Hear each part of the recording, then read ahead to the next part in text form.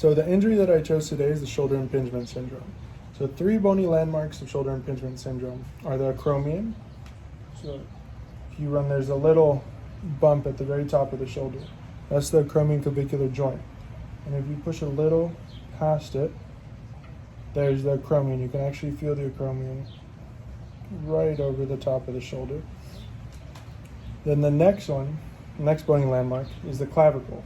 So if you go all the way to where the sternum is, right here, you can actually feel where the clavicle attaches in the sternoclavicular joint.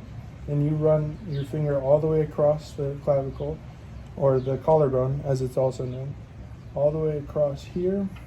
And if you follow it all the way, it actually ends up back at the acromion clavicular joint. That's where the acromion and the clavicle meet. Then the next bony landmark is the head of the humerus. So the head of the humerus, you push hard enough, not too hard, you push hard enough, you can actually feel the head of the humerus. And then as they move their arm, if you have your patient move their arm a little bit, you can actually feel the movement of the humerus as it moves in and out of the socket a little bit. So then 3 soft tissue structures of shoulder impingement syndrome are the deltoid, which is this muscle on the outside of the shoulder. It actually goes part way down the arm. Then the supraspinatus, I'm going to have her turn this way a little bit. You can actually see the supraspinatus, or feel the supraspinatus, palpate it, and it'll go all the way underneath the acromioclavicular joint, under the acromion, and attach just above where the deltoid is, where the deltoid attaches. The supraspinatus is actually the muscle that gets pinched right here, that actually is one of the main symptoms of shoulder impingement syndrome. So it's all the swelling in here, and as they move their arm in an overhead motion, the catching and the feeling of something, that a lot of pain right in that area, is actually caused by the inflammation of the supraspinatus. The next soft tissue structure is the infraspinatus. It actually goes across the top of the shoulder blade, right across the top here. You can feel it as it goes just up and into the shoulder as well.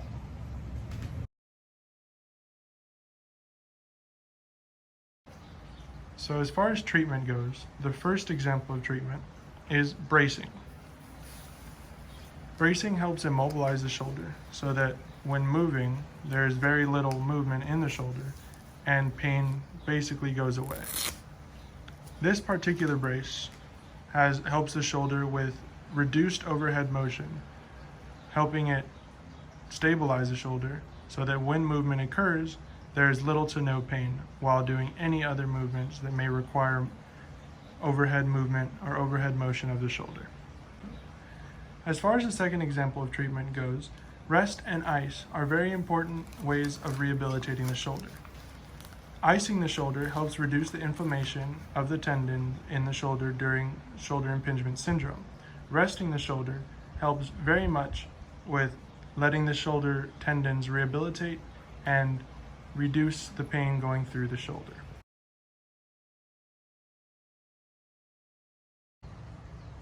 Two examples of long-term treatment are working out the shoulder or strengthening the shoulder, or doing physical therapy exercises that will help rehabilitate the shoulder strength so that there is more support in the shoulder joint as a whole.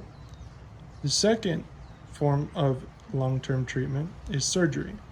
Surgery is only when the injury is very serious and surgery intervention or surgical intervention needs to be done.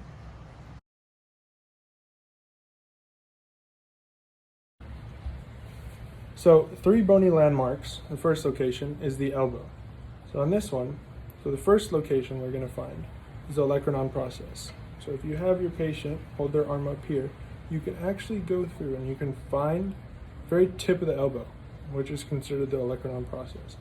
We'll go through and mark that, which is right here, the blue marker. So yeah, the very tip of the elbow, olecranon process. The next one we're going to find is the head of the radius. So what you'll actually do is you'll go and you'll find their thumb, and you'll go down the arm to the radius, follow the radius all the way to the elbow, then if you palpate it hard, a little bit hard with some pressure, and then you have the patient move their elbow, flex and extend their elbow a little bit, you can actually feel the head of the radius move as they flex and extend their elbow. So the next one we're going to find, there we go, right in here. The next one we're going to find is the medial epicondyle. So if you go here, we've already found the olecranon process, which is here. And if you go, you can actually see or feel a little bump on the inside of the arm. It's not the olecranon process, it's right in here. That is your medial epicondyle. So I'm going to go through and I'm going to mark it right there. Okay, so just to review, that's the olecranon process here, at the very tip of the elbow. Then we have the head of the radius, which is here.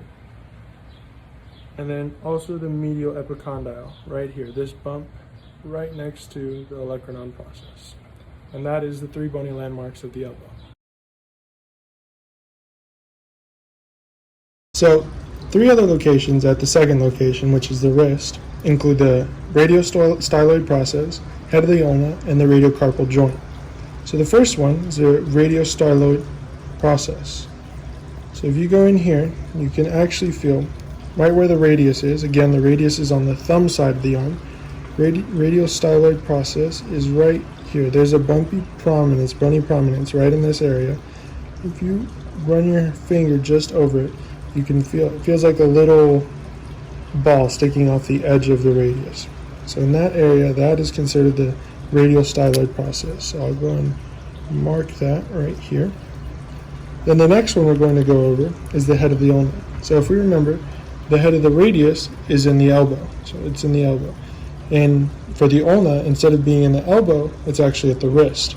So if you go in here and palpate right where, if you palpate all the way from the elbow, follow the ulna up, you can feel where the head of the ulna is, just in this area. So if we flip it over, you can feel in this area the head of the ulna. So I'm going to mark it right on this side. It's right in this area. Again, so you can actually feel the head of the ulna from both sides. There you go. And so the radiocarpal joint, the third one. So if you go in this area, again, it's on the radius side, so on the thumb side of the wrist. There's right where the radius joins the hand, so at the wrist area. So this, you can actually feel, if you have your patient flex and extend their wrist, you can actually feel where the radius joins in. So it's basically right along the line of the wrist. Flex and extend, you can feel that space opening and closing a little bit. So if you right in here, and that is where the radiocarpal joint is. So again, just to go over, this is the radiostyloid process. The head of the ulna, you can feel it from both sides. Then this is the radiocarpal joint, right in this area. When they flex and extend their wrist, you can feel it.